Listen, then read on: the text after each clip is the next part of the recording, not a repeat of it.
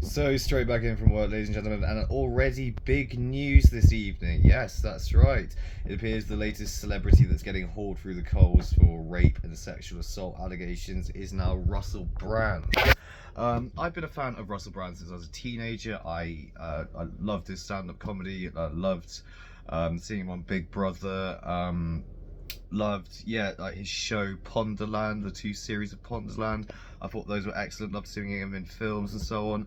I have to admit though, I haven't really seen a stand-up set by Russell Brand in many years, and I didn't particularly enjoy the last one I saw. I think it was overly politicized, and then he was doing this whole kind of revolution stuff and being very politically orientated all of a sudden, and I think I sort of lost interest with him after that, really. And I think really what my estimations of Russell Brand are, I think he exists within the spectrum of annoying celebrities.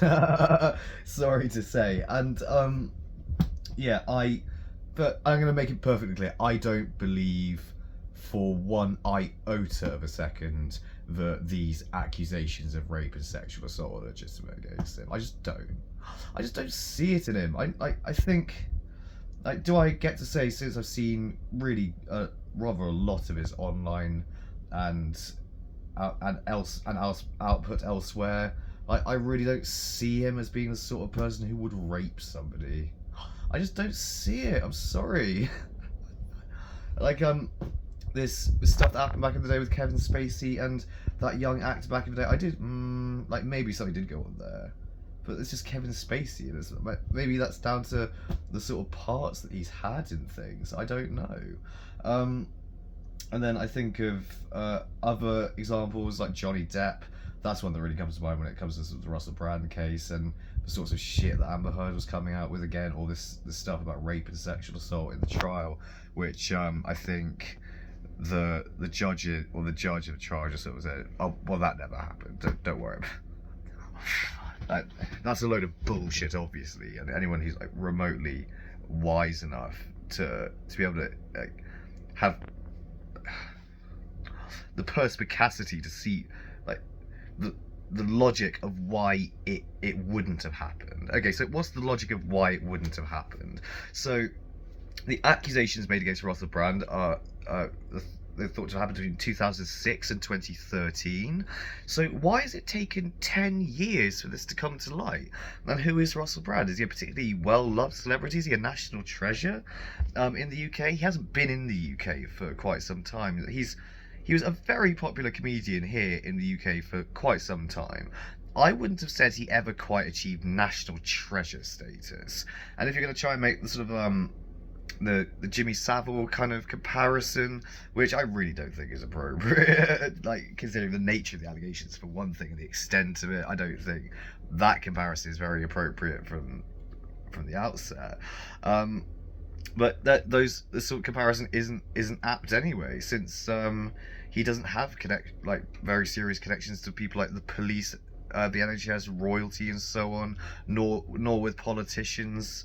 He seems to have been very much a kind of counter-cultural figure, and very much a kind of anti-establishment figure, even though, well, let's face it, he does operate from within the establishment. So, do I think and then there's the example of Elon Musk and those accusations about him surfacing roughly when he was buying Twitter. How fucking convenient, let's face it. And this business with his masseuse, which, I mean, I don't say if it did happen, who gives a fuck if it happened or not.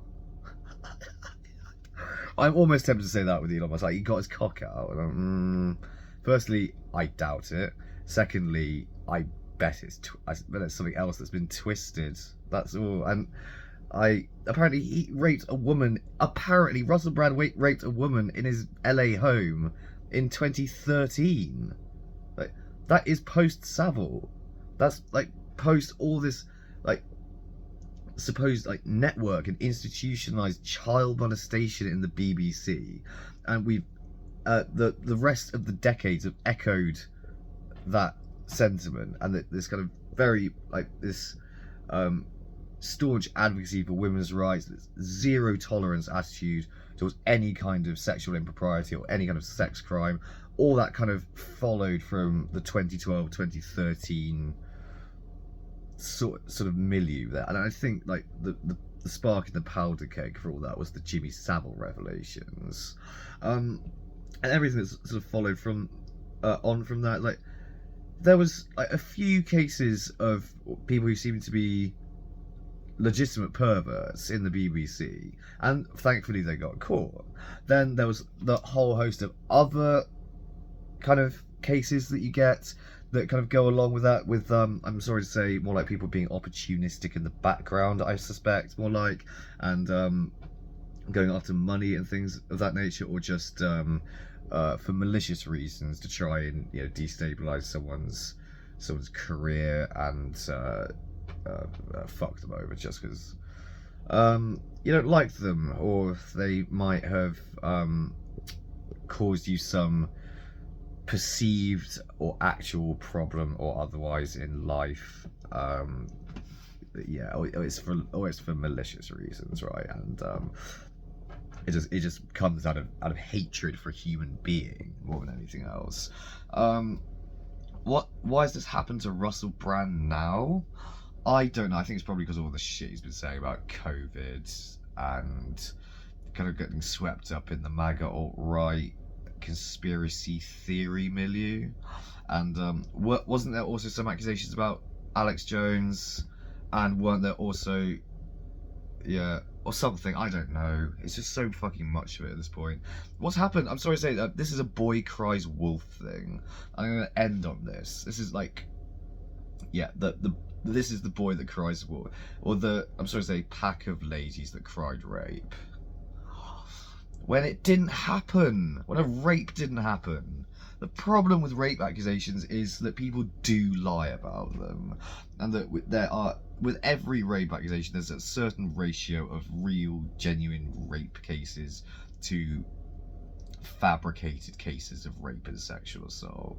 And I'm telling you, for every one rape that happens, there's a false accusation of rape, which is a crime. To frame somebody, or attempt to frame somebody, or fit them up for rape, so to speak, is as disgusting a crime as raping somebody. No one gets this. Like, it's yeah, and like kind of the Hollywood sphere, like, as if there aren't plenty of unscrupulous, money-hungry individuals prowling around LA. And guess what? One of them probably slept consensually with Russell Brand, irrespective of whatever creative or slippery definition of rape it is that you have in Los Angeles in particular for yourself. With Russell Brand in particular, not the hordes of other men you've undoubtedly slept with for money. Did this happen? It's like, whatever happened got blown ridiculously out of proportion. That much is fucking certain. This is the media. This is what the media that does this bullshit. Like, they do it to make money. They do it because it's inflammatory, because it gets people's backs up.